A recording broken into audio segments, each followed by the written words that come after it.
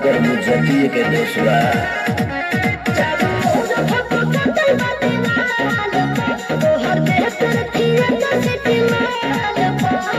wanted me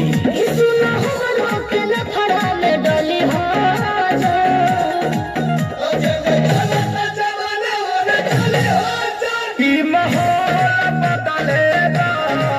सोना तू बदली हाजा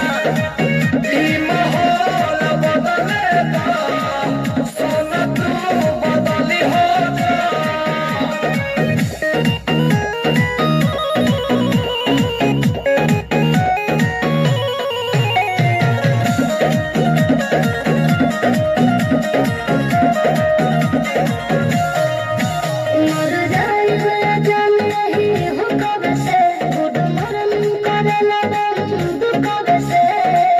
खातिर रखले बनी नमरे काफी करे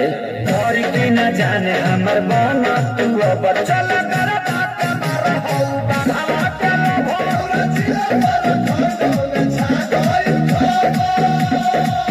कहीं कहीं बाबू सुनक कतली हो जा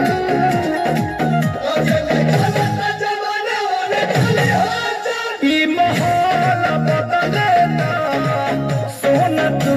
बदली हो जा